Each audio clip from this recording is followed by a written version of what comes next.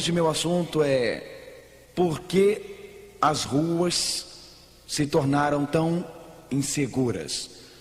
Gostaria de levá-lo comigo hoje à noite até a cidade onde eu moro. Bem, eu não moro dentro de Los Angeles, e sim algumas milhas ao norte da cidade. Venha comigo a Los Angeles hoje à noite e vamos supor... Vejam, esta é apenas uma cena imaginária. Vamos supor que um grupo de radicais tomou Los Angeles.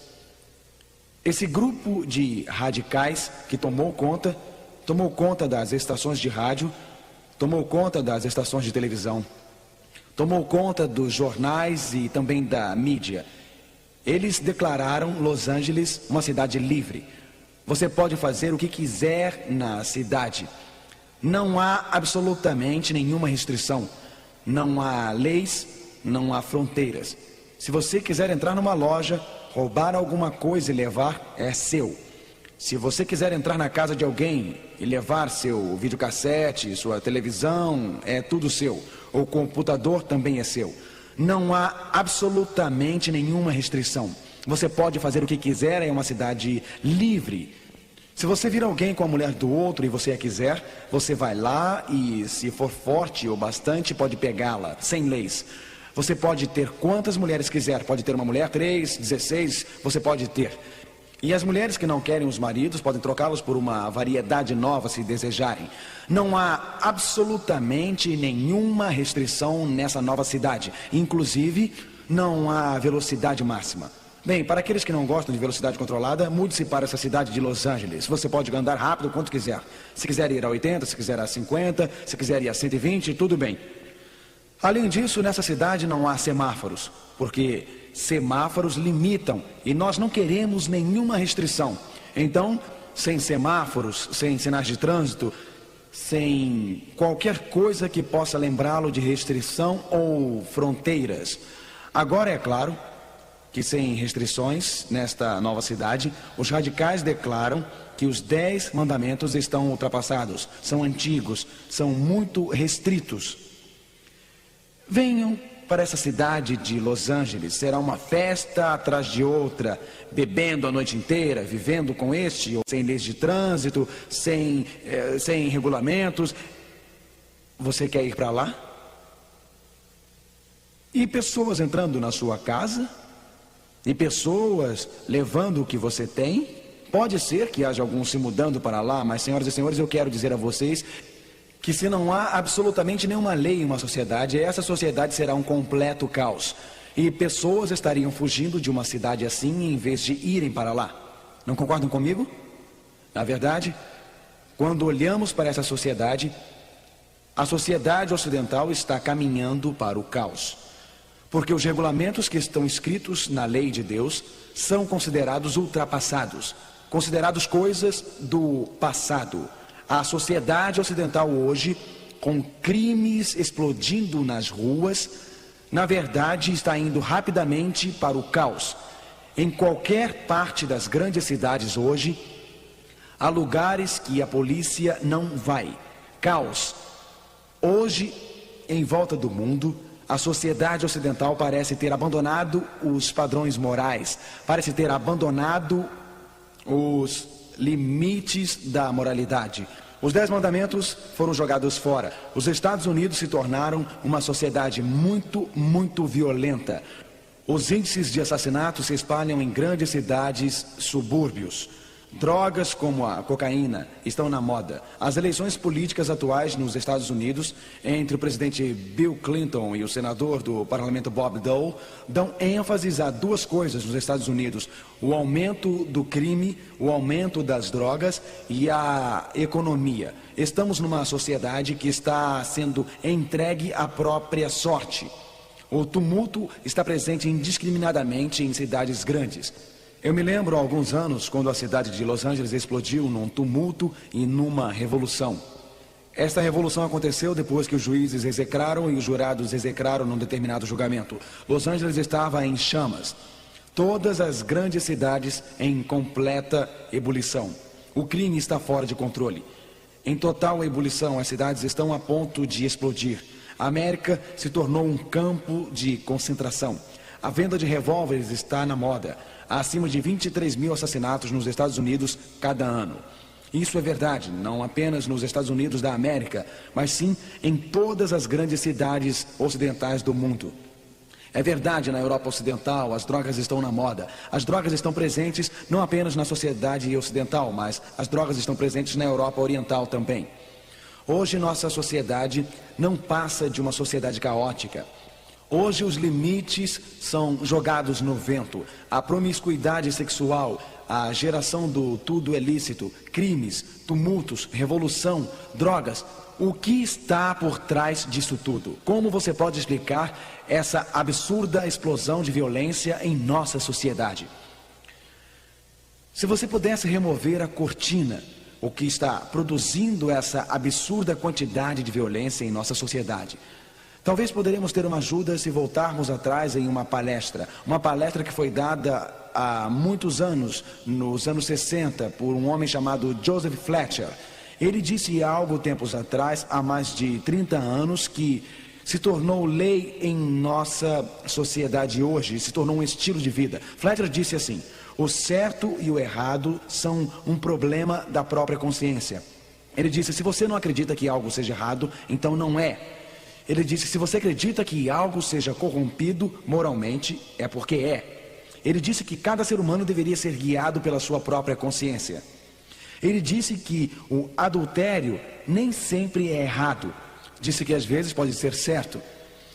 Ele disse que o roubo nem sempre está errado, às vezes está certo. Ele disse que tomar o nome de Deus em vão nem sempre é errado, às vezes pode ser certo. Ele disse que não há um guia exceto a sua própria mente.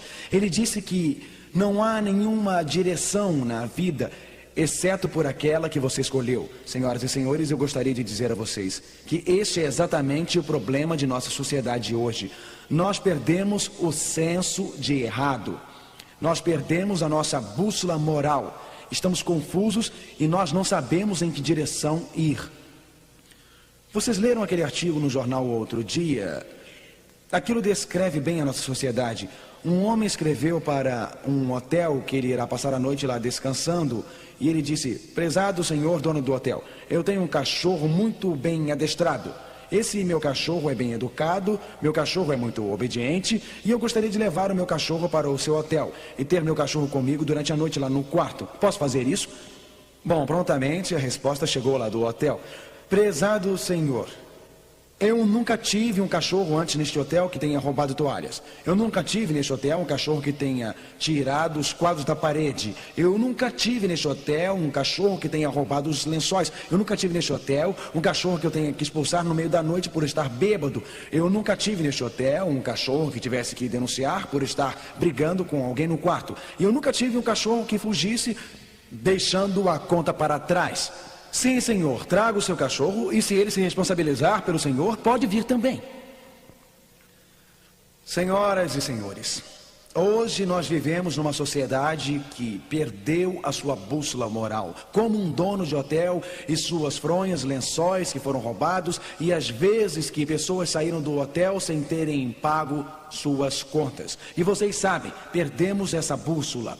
O problema em nossa sociedade hoje é que as pessoas dizem que não há certo e nem há errado, mas a Bíblia deixa isso muito claro. Ela diz em Provérbios 28, verso 26, o que confia em seu próprio coração é o quê?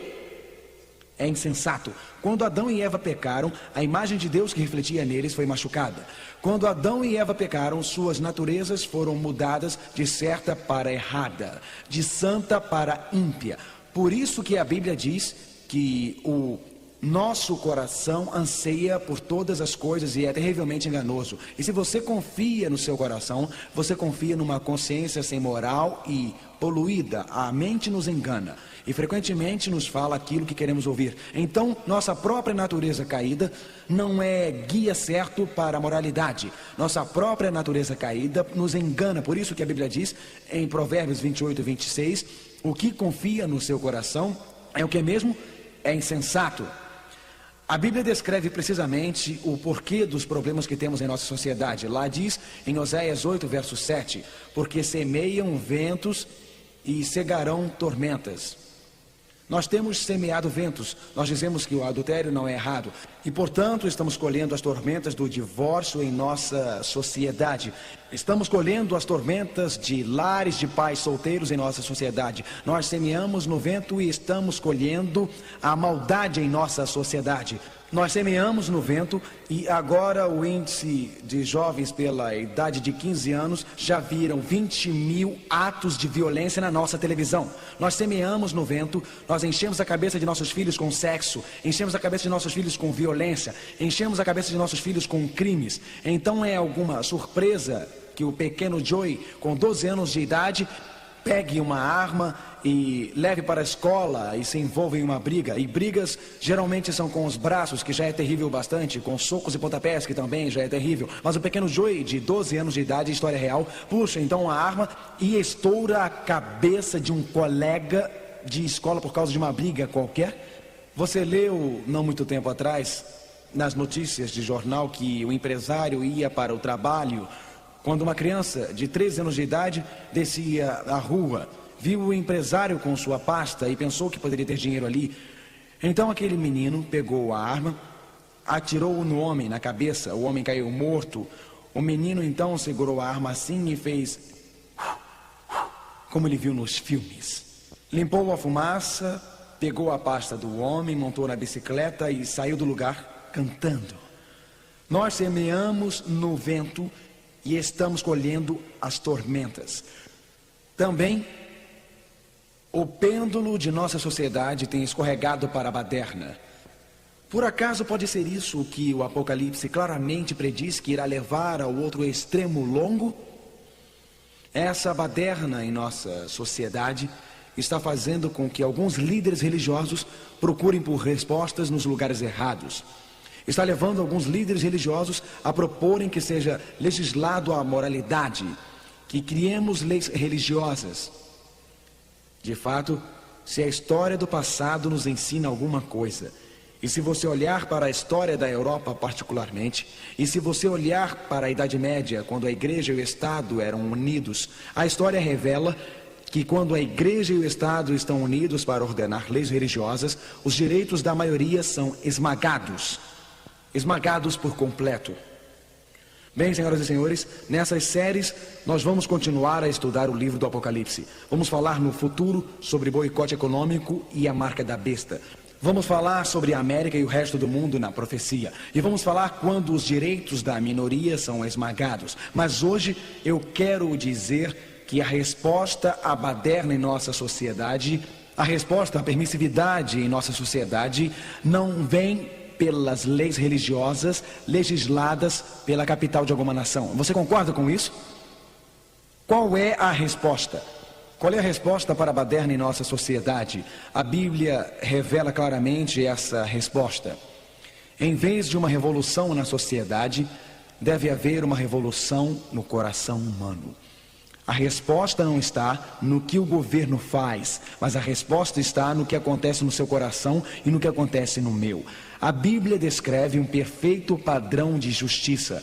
Ela diz em Salmos 111, versos 7 e 8, as obras de suas mãos são verdade e justiça. Notem, verdade. Fiéis todos os seus preceitos. Leiam a resposta da passagem comigo, por favor. Estáveis são eles para todo o sempre, instituídos em fidelidade e retidão. Os mandamentos de Deus duram para sempre e para sempre. Os mandamentos de Deus não foram dados para uma geração antiga, passada. A Bíblia diz que os mandamentos de Deus foram para todos os homens e mulheres através de todos os séculos. De fato, Salmos 19, 7, lemos juntos, a lei do Senhor é perfeita. Numa sociedade que esqueceu as leis de Deus, numa sociedade que diz, a minha consciência é meu Deus, numa sociedade que diz não há mais limites morais, ecoa através de todo o tempo, falando aos nossos ouvidos hoje. A Bíblia diz, a lei do Senhor é perfeita. A lei de Deus, as leis dos 10 mandamentos, oferecem a essa sociedade um padrão moral de justiça. Ainda existem coisas certas e ainda existem coisas erradas, mesmo nos últimos dias do século XX. É estimado que exista 35 milhões de leis para controlar o comportamento humano, mas o Todo-Poderoso nos deu apenas 10 mandamentos. Os princípios da lei de Deus são eternos. A lei de Deus define o que é certo e define o que é errado. Certo e errado não é uma questão de você acha ou uma questão de eu acho. Certo e errado é definido nos 10 mandamentos. Deus escreveu esses mandamentos em tábuas de pedra com seus próprios dedos. Na Bíblia inteira há apenas um código de ética, apenas uma lei escrita com os dedos de Deus, e esta é os 10 mandamentos. Os 10 mandamentos foram escritos na pedra, não foram escritos na areia para serem apagados, nem em algum lugar que pudessem ser queimados ou destruídos. Foram escritos em pedras e assim são permanentes e eternos, escritos com os próprios dedos de Deus. Senhoras e senhores, se Deus achou que as leis dos 10 mandamentos eram tão importantes e não permitiu que seres humanos as escrevessem, sabem quando você olha na Bíblia, Paulo diz a Timóteo: todas as escrituras são dadas pela inspiração de Deus. Agora a Bíblia é inspirada por Deus, e Deus inspirou os profetas e eles escreveram a sua vontade. Mas Deus não permitiu nem mesmo aos profetas escreverem os 10 mandamentos. Os 10 mandamentos eram tão significantes que Deus os escreveu com seus próprios dedos, com um código de ética eternal para todos os tempos e para todas as sociedades. De fato, as leis de Deus são as bases do governo celeste. Você pode ver por que Satanás odiava tanto as leis de Deus? Satanás sabia que se atacasse as leis de Deus, ele estaria atacando ao próprio Deus. Então Satanás disse: levantarei meu próprio trono acima das estrelas de Deus. Este anjo magnífico de beleza fulgurante declarou que não era necessário obedecer a Deus. Ele declarou que a obediência não era necessária. Satanás perdeu o céu. 1/3 dos anjos perdeu o céu porque eles desobedeceram. Satanás veio então batendo a porta de um planeta chamado Terra. Ele usou as mesmas mentiras de Adão e Eva. Ele disse: não é necessário obedecer. E Adão e Eva perderam aquele jardim perfeito, o seu lar, porque roubaram, tirando algo que não era deles. Tinham outros deuses perante eles. Eles ouviram a voz de Lúcifer e eles quebraram o relacionamento de fé que tinham com o seu Criador. Adão e Eva perderam o jardim pela desobediência. Pela desobediência, Lúcifer e os anjos perderam o céu. A desobediência causou a Adão e Eva perderem o jardim. E a desobediência causará a milhões de pessoas perderem o céu hoje. Há alguns cristãos que acreditam que a lei de Deus não foi dada até que ele a escrevesse em tábuas de pedra e a tivesse colocado nas mãos de Moisés no Monte Sinai.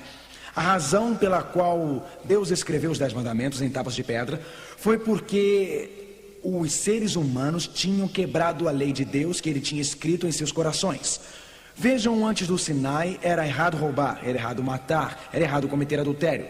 Mas quando o ser humano quebrou as leis de Deus escritas em seus corações, o próprio Deus então as escreveu e as reafirmou nas tábuas de pedra. Vamos voltar, por exemplo, ao Jardim do Éden. Caim matou Abel. Foi errado Caim matar Abel lá no Jardim do Éden? Foi? Mesmo antes dos 10 mandamentos serem escritos nas tábuas de pedra? Mesmo assim? Mas a Bíblia diz isso tão claramente em Romanos 4, verso 15.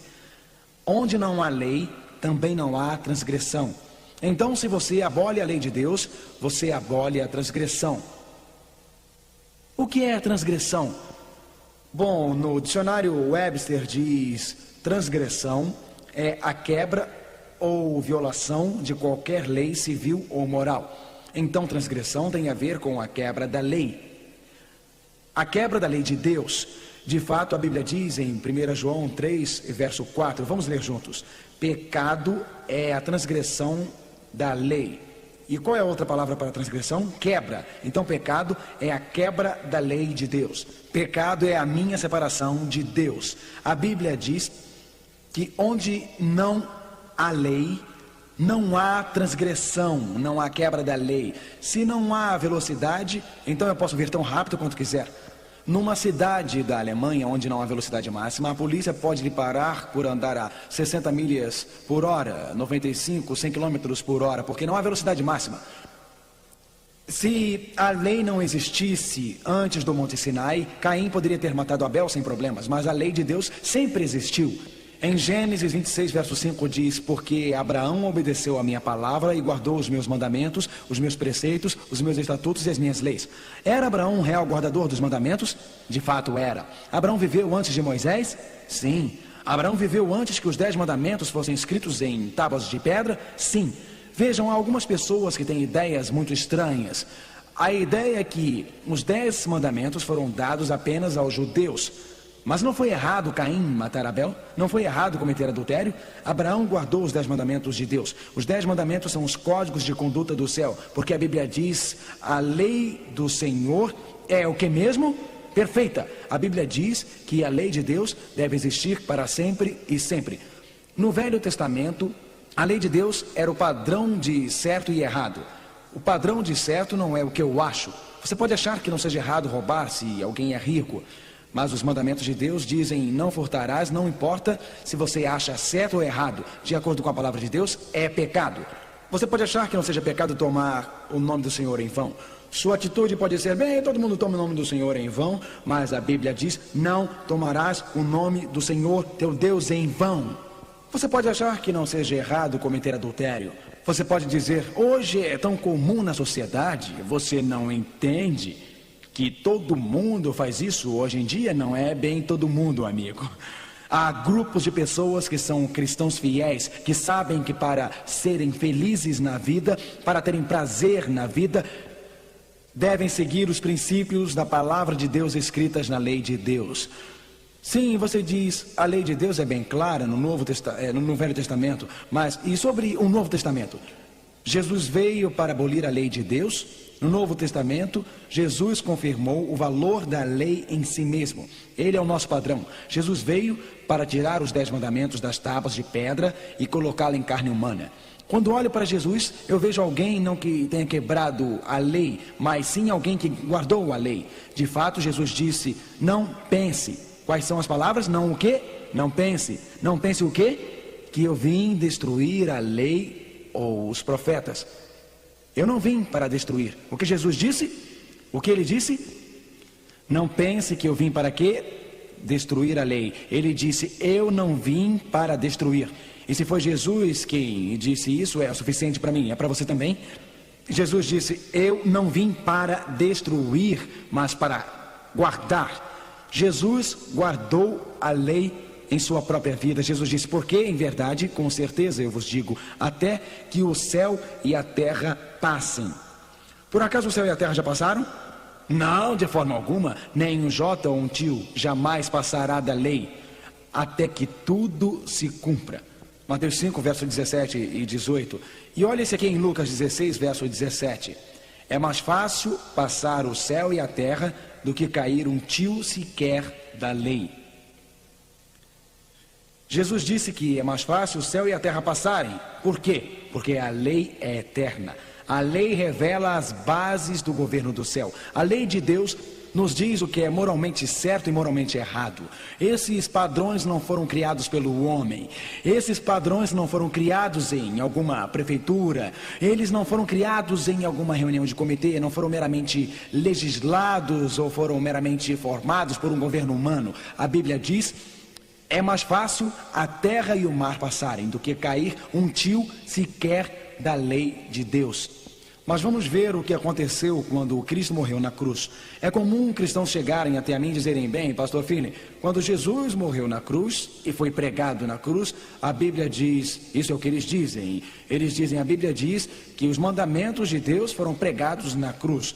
Agora pense bem como isso é contraditório. Se você diz que os mandamentos de Deus foram pregados na cruz, o que quer dizer com isso? Quer dizer que está certo cometer adultério como cristãos? Quer dizer que está certo roubar como cristãos? Está certo tomar o nome do Senhor em vão como cristãos? Sabe, uma vez um cristão chegou até mim, um membro fervoroso da igreja, e disse: pastor Finney, o senhor falou sobre a lei de Deus, mas essa lei foi abolida na cruz, foi pregada na cruz. Eu disse: está bem, esse por acaso é o seu filho? Sim. Você é um cristão? Sim. Ele é um cristão? Bem, eu estou lhe ensinando isso. Filho, você não tem mais do que obedecer a seu pai, porque a lei foi abolida, faça o que quiser, rapaz. Por que você não tem que honrar o seu pai e sua mãe? Ah, não, eu não quis dizer isso. É totalmente ilógico dizer que a lei de Deus foi pregada na cruz. Agora aqui está o texto que alguns não entendem. Efésios 2, verso 15. Leiam o texto. Na sua carne desfez a inimizade. Isto é, a lei dos mandamentos. Aí alguém diz, espera aí. Olha aí, ó. A lei dos mandamentos foi abolida. Mas aí, amigo, podemos continuar a ler. A lei dos mandamentos contém o quê? Ordenanças. O que foi pregado na cruz, lá diz que foram os mandamentos, lá diz isso. Lá diz que as leis dos mandamentos contêm o quê? Ordenanças. Vocês veem na cruz, o sistema cerimonial de sacrifícios teve um fim. Na cruz, as ordenanças, aquelas ordenanças que se você pecasse, você tinha que sacrificar um cordeiro. Tudo isso teve um fim, porque Jesus Cristo, o Messias, morreu na cruz. Isso é o que foi pregado na cruz. Não foram as leis dos 10 mandamentos, contendo as ordenanças ou sistema sacrificial que apontavam a direção à volta de Cristo. Quando Jesus perdoava pecados, ele não dizia, a lei foi abolida na cruz, senhora, vá em frente, cometa adultério de novo, você está perdoado agora. O que Jesus dizia? Vá e não peques o quê? Não peques mais. Jesus não nos leva à desobediência, ele nos leva à obediência. A mesma graça de Deus que te perdoa entra em sua vida como um poder dinâmico e então muda a sua vida. O mesmo Deus que te pede para obedecer colocará poder em sua vida para capacitá-lo a obedecer. A Bíblia diz em Coríntios 12, verso 9, leiam comigo por favor. A minha graça te basta, porque o meu poder se aperfeiçoa na fraqueza. Você está lutando com algum pecado até a noite? Ao você vir a Jesus, seus pecados serão perdoados. Ao você vir a Jesus, sua culpa terá ido. Mas mais do que uma graça que perdoa, a graça de Deus dá poder, a graça de Deus muda, a graça de Deus é uma força ativa que vem de dentro. Minha graça te basta. Qual é a sua luta hoje, imoralidade? Qual é a sua luta hoje? Roubo? Qual é a sua luta hoje? É algum hábito? Álcool, tabaco, drogas? Qual é a sua luta hoje? Em que você cai hoje? Qual é a sua fraqueza hoje? As boas novas são que a graça de Deus vai até você para perdoar. E a graça de Deus é um poder na sua vida, que entra no seu coração e na sua vida para mudar. Algumas pessoas perguntam, e quanto a Jesus? Jesus sempre nos leva à obediência? Jesus nunca quer nos levar à desobediência. De fato, Jesus disse em João 14, verso 15, se você me ama, você não tem que guardar os meus mandamentos mais. É isso que diz? É isso que diz? Vocês mesmos veem? João 14, verso 15, o que ele diz? Vamos ler juntos. Se você me ama, guardará os meus mandamentos. Mas se não amo bastante, não preciso guardar os mandamentos, preciso? Se não amo bastante, posso desobedecer, não é? A Bíblia diz que o amor sempre nos leva à obediência. De fato, João 15, verso 10 diz, se guardares os meus mandamentos, permanecereis no meu amor. Do mesmo modo que eu tenho guardado os mandamentos de meu Pai e permaneço no seu amor. Em outras palavras, quando venho a Jesus e me ajoelho aos pés da cruz e a graça de Deus me leva e me perdoa, essa graça entra em meu coração para me dar poder para obedecer. E quanto mais eu amo a Cristo eu obedeço, mais permaneço em seu amor. Se me viro as costas a esse amor, se por vontade própria me rebelo contra ele, se lhe bato na face por causa do meu estilo de vida desobediente, de quebra da lei de rebelião, eu deixo o seu amor, eu desperdiço, eu rejeito sua graça. Billy Graham estava realmente certo ao ser perguntado recentemente. Essa pergunta diz, quais dos 10 mandamentos ainda vigoram para nós hoje? Eu ouço dizer que eles foram escritos há séculos atrás e os tempos mudaram. São alguns desses mandamentos ainda úteis? Então Billy Graham respondeu assim, os 10 mandamentos nunca estão fora de moda. Eu concordo com o Dr. Graham nisso. E vocês, amigos? Os 10 mandamentos nunca estão fora de moda. Há muitos que olham as Escrituras e têm a ideia de que os mandamentos são algumas exigências legalistas. Mas a Bíblia diz em João 5, verso 3, porque esta é a caridade de Deus, que guardemos os seus mandamentos e seus mandamentos não são pesados. Os 10 mandamentos de Deus não são nenhuma exigência legalista, não são nada que possam restringir sua liberdade ou mente. Os 10 mandamentos foram dados a nós por Deus para nos capacitar a seguir um caminho de felicidade e o caminho de prazer. O caminho de real liberdade não é fazer o que nos agrada. O caminho real de felicidade não é fazer o que a nossa natureza caída e carnal deseja. O caminho de Satanás nos lança nas ataduras do mal. Liberdade é seguir o caminho de obediência que Deus delineou, porque seus mandamentos não são pesados. Mas alguém pode dizer, Jesus não ensinou que tudo que precisamos é de amor? Jesus não falou apenas. Alguém pode dizer, eu me lembro, o doutor veio a Jesus e esse doutor falou, quais são os principais mandamentos? Mas este doutor quer pagar Jesus. E Jesus disse assim em Mateus 22, versos 37 e 38, amarás o Senhor teu Deus de todo o teu coração, e de toda a tua alma, e de todo o teu pensamento. Este é o primeiro dos grandes mandamentos. Algumas pessoas que pensam que Jesus estava introduzindo um novo mandamento, Jesus estava ratificando o Velho Testamento em Deuteronômio, porque diz lá, amarás a Deus de todo o teu coração e de todo o teu ser. Esse é o número 1, então Jesus continuou, ele disse, e o segundo semelhante a este é, amarás o teu próximo como a ti mesmo. Destes 2 mandamentos depende toda a lei e profetas. Se você pudesse resumir a lei de Deus em uma palavra, seria amor. Se pudesse resumi-la em 2 frases, seria ame a Deus e ame ao próximo. Os primeiros 4 mandamentos nos dizem como amar a Deus. Os próximos mandamentos nos dizem como amar ao próximo. Então, nesses 2 mandamentos, o amor de Deus e o amor ao próximo sustentam toda a lei. Em outras palavras, a lei de Deus inteira, os 10 mandamentos, nos fala como amar. A lei se codifica no amor. A lei nos fala o que uma pessoa com amor respeita a propriedade do próximo. Uma pessoa com amor respeita o seu vizinho. Uma pessoa com amor respeita a mulher do próximo. Uma pessoa com amor não mente. Uma criança com amor obedece. Então a lei não é nenhuma exigência legalista. A lei não é nenhuma carga. A lei é uma forma como as pessoas com amor agem numa sociedade feliz. O amor sempre leva à obediência. O amor nunca leva à desobediência. Nenhuma única vez. E se um dos teus filhos dissesse, papai, eu te amo? E eu dissesse, filhinho, você me ama? Isso é maravilhoso, corte a grama, tire o lixo e limpe o seu quarto.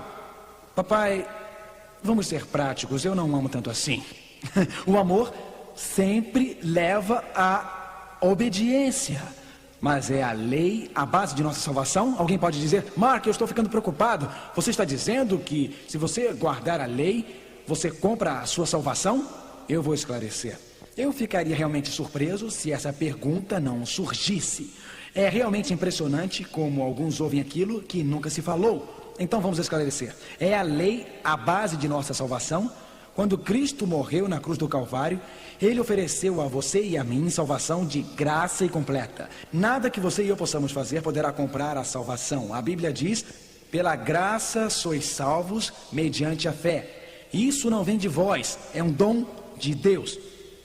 A salvação é dada como um presente de Deus. A salvação é pela graça. Aí você diz, espera um minuto, eu pensei que as pessoas do Velho Testamento eram salvas pela lei e as do Novo Testamento eram salvas pela graça. A Bíblia diz, ninguém merece graça aos olhos do Senhor. A Bíblia diz, Moisés mereceu graça aos olhos do Senhor. O apóstolo Paulo diz em Tito 2, versos 11 e 12, porque a graça de Deus traz salvação a todos os homens. Olha, nós não vamos entrar no céu um dia e ao perguntarmos a Moisés como foi que ele chegou lá, Moisés vai falar, eu cheguei aqui pela lei. Eu guardei a lei e eu estou muito orgulhoso disso. Jó, eu cheguei aqui pela fé. Daniel, eu cheguei aqui pela fé. Mas ao perguntarmos ao apóstolo Paulo, como você chegou aqui? Eu cheguei pela fé. Não há 2 métodos de salvação, amigo. Todos que chegarem lá chegam pela graça. No Velho Testamento, Moisés, Daniel e Jó foram salvos pelo Cristo que estava por vir. Eles olharam de frente para a sua graça. Nós olhamos lá atrás para a sua graça. Eles foram salvos pelo Cristo que estava para vir. Nós somos salvos pelo Cristo que já veio, mas é o mesmo Deus, a mesma graça, a mesma salvação por Ele. Então, guardar a lei não te salva. Eu não guardo a lei para ser salvo, mas eu guardo a lei porque eu estou salvo. Eu não guardo a lei só para ganhar o amor de Deus. Eu guardo a lei porque Ele deu o seu amor e em retorno a Ele, o que posso fazer é amá-lo e servi-lo. Graça sempre leva à obediência. Você acha que a graça o leva a desobedecer? Você acha que a graça te leva a quebrar a lei de Deus? É claro que não, amigo. Quanto mais você ama, tanto mais irá servi-lo. Algumas pessoas ficam confusas porque dizem: a Bíblia não ensina que nós estamos debaixo da lei? Bem, vamos olhar uma passagem da Bíblia com cuidado. Quero ver se você é bom estudante da Bíblia. Por isso, não dê uma resposta que você acha que eu quero receber. Mas ao ler a Bíblia, dê a resposta que a Bíblia diz. Bem, o que significa estar debaixo da lei? A Bíblia nos ensina que não estamos embaixo da lei. Vamos olhar essa passagem, Romanos 6, verso 14 e 15. Porque o pecado não terá domínio sobre vós, pois não estáis debaixo da lei, mas debaixo da graça. A Bíblia nos diz: nós não estamos debaixo da lei. Ela diz isso? Alguns de vocês hesitaram. Vocês acham que não quero que digam, lá diz, estamos debaixo da lei, então vocês murmuraram e dizem, não estou certo. Então vamos olhar na Bíblia, não se importe com o que eu digo, é importante o que a Bíblia diz. Porque o pecado não terá domínio sobre vós, pois não estáis debaixo da lei. A Bíblia diz que não estamos debaixo da lei? Sim, muito bem, ela diz que não estamos debaixo da lei. Mas ela diz, porque não estáis debaixo da lei, nós podemos quebrar a lei, não temos que guardá-la. Olha o que a Bíblia diz, pois que pecaremos. Que é pecado mesmo? A transgressão da quebra da lei de Deus. Devemos quebrar a lei de Deus porque não estamos debaixo da lei, mas debaixo da graça? É claro que não. Então Paulo diz, se você tem a ideia de que pode quebrar a lei de Deus por não estar debaixo da lei, você está totalmente errado, porque Paulo diz, claro que não. Bem, o que significa estar debaixo da lei? Estar debaixo da lei significa estar debaixo da lei como um sistema de salvação. Em outras palavras, estar debaixo da lei significa que estou dizendo, Deus, não preciso da sua graça, Deus, não preciso da cruz, o que faço pode salvar-me. Minhas obras são suficientes, minhas obras são boas o bastante e eu mesmo me salvarei.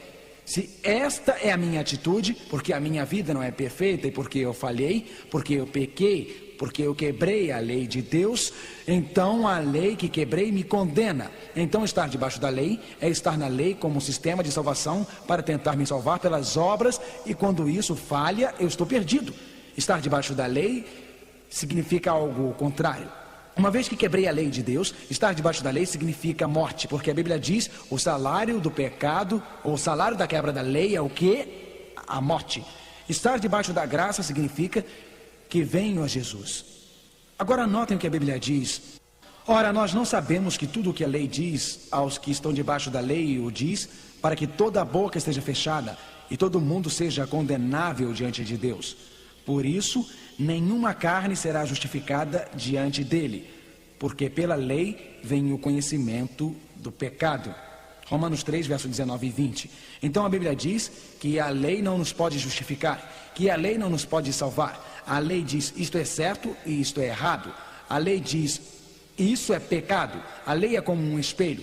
Suponha que esteja vindo do trabalho no meu carro e eu chego em casa e eu tenho um pouco de óleo aqui e um pouco de óleo aqui na ponta do nariz. E eu tenho um pouco de óleo na face e óleo aqui e aqui também. Então eu entro em casa, jogo os meus braços em volta da minha adorável esposa para lhe dar um beijo. E ela diz, querido, você tem óleo no seu nariz e se encostar no meu, vai sujar meu nariz também. Você tem óleo aqui e aqui, vai se lavar. E eu digo, querida, eu não tenho óleo no rosto, não sinto nada. E ela diz, querido, eu estou certa de novo, olhe no espelho. Então eu vou lá e ela está certa. Há óleo no meu nariz, e óleo no meu queixo, e óleo na minha face. O espelho não me limpa. Ele simplesmente diz, Mark, é melhor você pegar o sabão e se lavar, porque pela lei vem o conhecimento do que? Do pecado. A lei revela o que o pecado é. Me guia a Jesus e sua graça me justifica, sua graça me perdoa, sua graça me limpa. Estar debaixo da graça significa que eu aceito a graça de Deus como meio para a minha salvação. Eu aceito o seu perdão, eu aceito sua misericórdia pela fé. Eu aceito a morte de Cristo no lugar dos meus pecados. Talvez possa ilustrar assim. Há algum tempo atrás eu estava fazendo uma série de palestras como esta, e eu saía do local de reuniões e eu estava com pressa. Algumas vezes pregadores estão com pressa. E os sapatos que eu estava usando naquele dia estavam um pouco pesados. E como resultado, esses sapatos pisaram no acelerador com muita força. E então eu parti E já ia na estrada, eu estava bem, ia a 90, 100 por hora, não era tanto assim. Mas saí da estrada e havia uma pequena rua em que a velocidade máxima era 45 ou 50. Eu estava indo, eu tenho que falar a verdade, 70, talvez 75, talvez 15 ou 20 a mais do limite de velocidade. Um daqueles rapazes, vocês sabem, de uniforme escuro com distintivo e um capacete preto. Meus tradutores terão que descrevê-los para suas línguas, mas continuando. Um desses rapazes de uniforme escuro com um distintivo e capacete, ele acenou para mim e eu pensei, quem poderia ser? Por que não reconheci? Eu sabia que não estava acenando para mim. Então parei no acostamento e saí do meu carro e ele disse, eu quero a sua carteira, me dê a sua carteira. Então imediatamente eu puxei minha carteira ministerial e dei a ele. Ele olhou e disse, pastor, eu não quero sua carteira ministerial, eu quero sua carteira de motorista. E eu disse, minha carteira de motorista. Então eu tirei minha carteira de motorista e dei a ele. Eu sabia que se me desse uma multa, uma vez que a polícia começa a preencher uma multa, você está com problemas. Então eu sorri e falei, senhor, antes de preencher a multa, eu posso falar uma coisa? Ele disse, pastor, nada de pregação. Então eu disse, mas senhor, só uma palavra. Ele falou, ok, pode dizer. E eu disse, senhor, eu saí de um auditório onde preguei e você e eu estamos do mesmo lado. Você pega as pessoas depois que quebram a lei e eu as digo para não quebrarem as leis e tento ajudá-las para que não as quebrem. Então pelo menos tenha piedade só uma vez. Você faria isso, oficial? Sim, estamos realmente do mesmo lado. E ele disse, pastor, eu vou ter piedade desta vez. Agora, amigos, voltei para o meu carro, entrei. O que eu merecia? Eu merecia uma multa. Mas ele me deu o quê? Graça. Eu estava debaixo da lei quando eu o quê? Quebrei a lei. Mas ele me deu o quê? Graça. Então eu disse, minha esposa querida, não estamos debaixo da lei, estamos debaixo da graça. Eu já estou atrasado, vamos sair daqui. Eu entrei no carro, liguei o motor, cantando o pneu e nós saímos a 120 km por hora, porque não estávamos debaixo da lei, estávamos debaixo da graça. Saímos o mais rápido que podíamos. Está certo isso? Eu entrei naquele carro, meus sapatos eram duros. E eu dirigi bem devagar, olhando no meu retrovisor, e a velocidade máxima era 60 e eu estava a 55, 56 o caminho todo. Porque eu estava debaixo da graça e não queria abusar da misericórdia do oficial para quebrar a lei. Quando você está debaixo da graça, isso te leva à obediência. Você ama tanto a Jesus que você quer obedecê-lo, e isso é o que o apóstolo Paulo diz em Romanos 3, verso 31. Por favor, leiam comigo, por favor. Anulamos, pois, a lei pela fé de maneira nenhuma. Antes estabelecemos a lei. Quantos de vocês hoje, levantando a mão, dizem, eu acredito que quando somos salvos pela graça, somos levados a amar Jesus e guardar a lei. Posso ver as mãos? Claro, isso faz sentido. A Bíblia diz que nos últimos dias da nossa história, haverá muitos falsos ensinamentos por aí. Notem como as escrituras colocam isso. 1 João 2, verso 4. Aquele que diz, eu conheço e não guarda os seus mandamentos, é o quê? É o quê? Mentiroso. Eu não chamei disso. É uma linguagem muito forte. Qualquer um que disser, eu o conheço e não guardar os seus mandamentos, é um mentiroso. E nele não está o quê? A verdade. É um mentiroso e nele não está o quê? A verdade.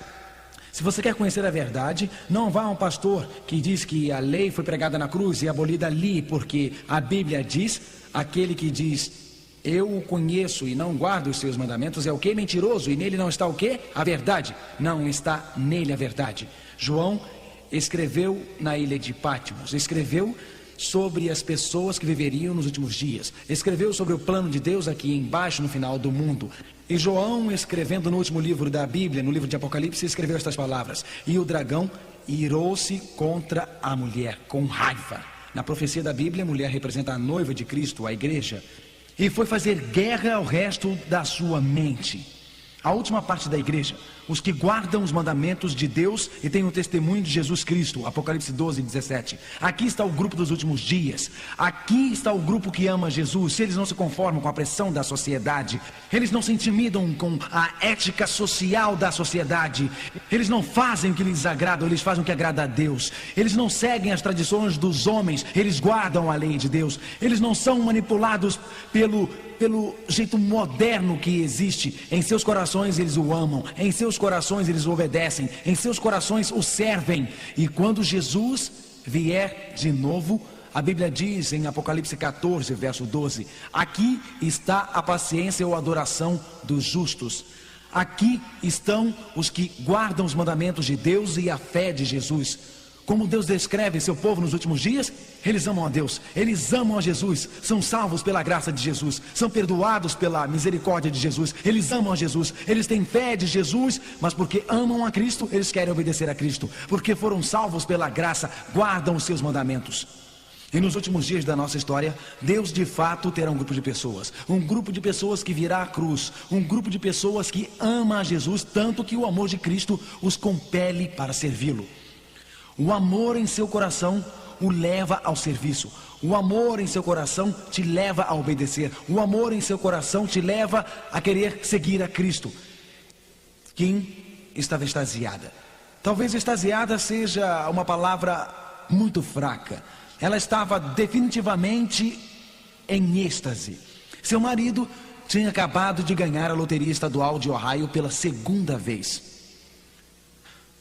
Bom, na primeira vez ele ganhou uma bolada de $100 mil.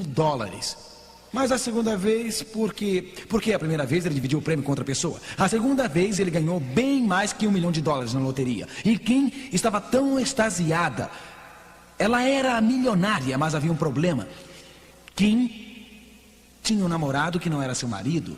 Está tudo bem se ter um namorado, se você é casado com o seu namorado. Quer dizer, se o seu namorado é o seu marido, ou se sua namorada é a sua esposa, aí tudo bem. Mas esse não era o caso de Kim. Ela tinha alguém com quem se encontrava. Agora ela tinha um problema. Ela queria o dinheiro, mas não queria o marido. Então, isso que ela resolveu fazer. História real. Aconteceu este ano. Ela decidiu que contrataria um matador como a parte deste dinheiro e então mataria o marido. Quando estava armando a execução do seu marido por um matador de estilo da máfia no telefone, seu filho de 21 anos de idade, que estava na cozinha comendo, ouviu a trama e descobriu. Ele ouviu o que estava acontecendo pelo telefone. Então imediatamente ele contou a seu pai. Ele disse: eu não sei se você sabe, pai, mas a mamãe está se encontrando com alguém e mamãe está planejando lhe matar. O pai dele, aliás, o seu pai, então foi na hora à polícia. O marido de Kim imediatamente descreveu o que estava acontecendo. Eles acionaram um intermediário que pegaria o dinheiro. Eles armaram para Kim, para que quando ela viesse fazer o pagamento, ser presa e desse o dinheiro então para um agente do FBI. Kim foi para a prisão. E após o julgamento, depois que foi colocada na prisão, Kim sentou-se lá, a princípio com raiva, surpresa por ter sido apanhada. E por um período de 6 meses, seu marido a visitava sempre. Ele disse: eu não vou jogar fora 20 anos de casamento de repente. Eu não vou fazer isso.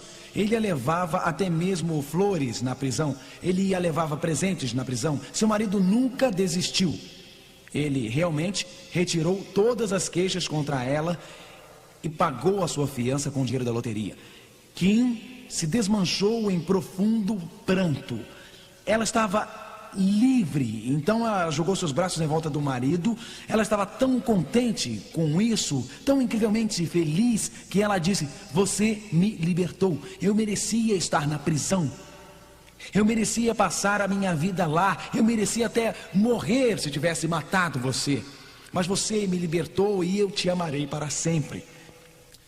Eu te amarei para sempre. Eu fui liberta. Eu merecia morrer.